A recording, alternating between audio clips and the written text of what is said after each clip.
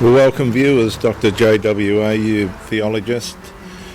I've watched numerous videos on the Sal Grover catastrophe that she's facing with fanaticism and fantasy inside judicial systems and the minds of certain institutionalisms and human idealisms.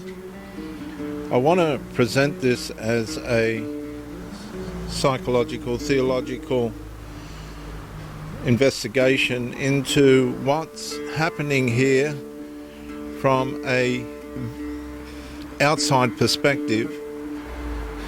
I can't imagine what Sal Grover's going through dealing with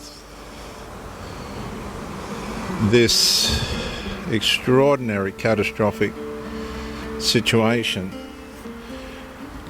And let's begin. The divine rule above judicial fanaticism. Viewers, the deeper fracture underneath cases like Tickle versus Giggle is not merely legal disagreement. It's civilization attempting to decide whether reality itself can be redefined through institutional declaration. The courtroom becomes far more than a courtroom at that point. It becomes a competing altar of authority. The judge speaks, governments enforce, institutions comply, corporations rewrite language, schools retrain vocabulary, and citizens slowly learn that disagreement itself may eventually carry punishment. That transition matters enormously, viewers, because the conflict no longer concerns matters and manners alone. It concerns jurisdiction over reality itself. For most of human history, societies understood that law operated beneath creation. The order was simple. Creation first, human recognition second, and courts did not create male and female. They recognized what already existed before governments, constitutions, parliaments, or judicial systems emerged. And that ancient structure now begins collapsing beneath modern ideological pressure. The atmosphere surrounding the conflict grows increasingly unstable and, at the extreme, catastrophic. Women defending female-only spaces are reframed as aggressors. Biological language becomes psychologically dangerous. Silence becomes safer than honest speech. Institutions slowly train populations to separate visible reality from permissible language. And the nervous system of civilization starts splitting internally. People outwardly repeat what they privately struggle to believe, and that fracture creates enormous psychological pressure. Because reality continues confronting people physically, while institutions increasingly attempt to govern perception linguistically. Bodies still develop sexually, pregnancy still remains female, male physicality still exists, female vulnerability patterns still exist, yet modern judicial ideology increasingly behaves as though institutional declaration can override embodied structure itself.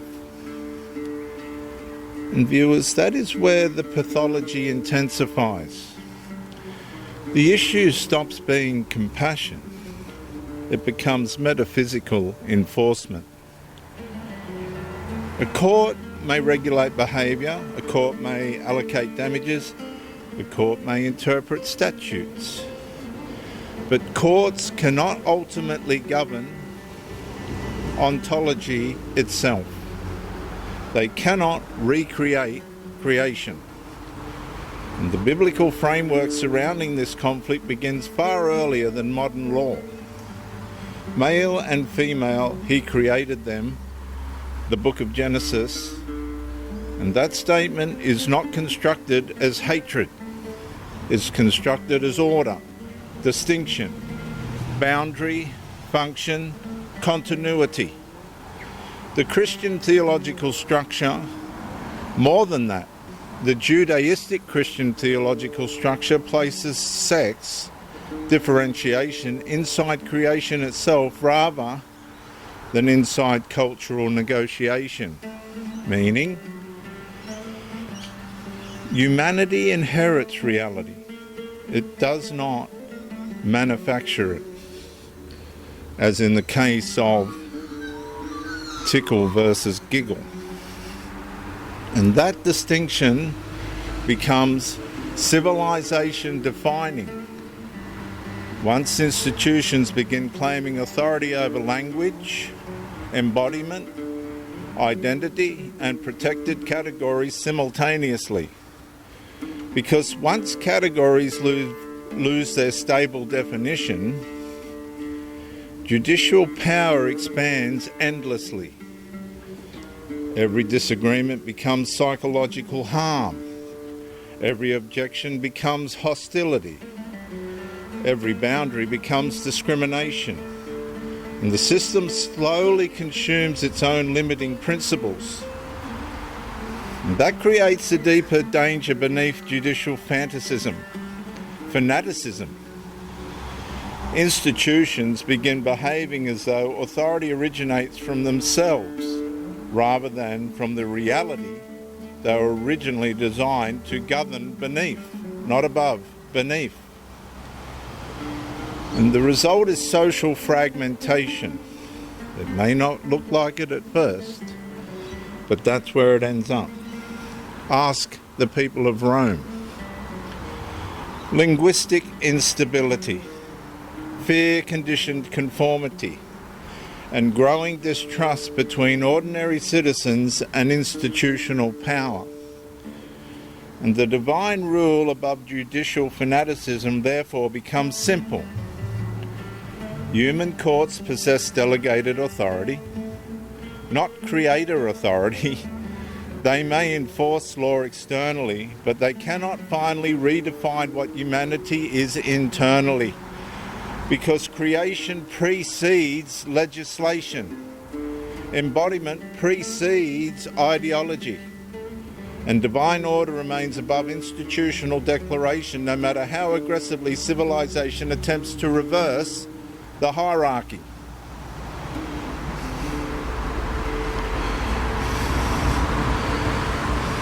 Viewers, this examination is a behavioural-theological analysis, and it examined the deepest civilization conflict underneath the Tickle versus Giggle case. And in this instance, the issue is no longer merely discrimination law. It is the expanding attempt of institutions to govern identity, language, embodiment, and biological reality itself. As courts increasingly move from legal interpretation into ontological enforcement, society enters a fracture point between creation order and institutional declaration, which never ends in anything less than catastrophic. I'm Dr. J.W.A., theologist since 1994. Our prayers are with you, Sal Grover. Bye for now.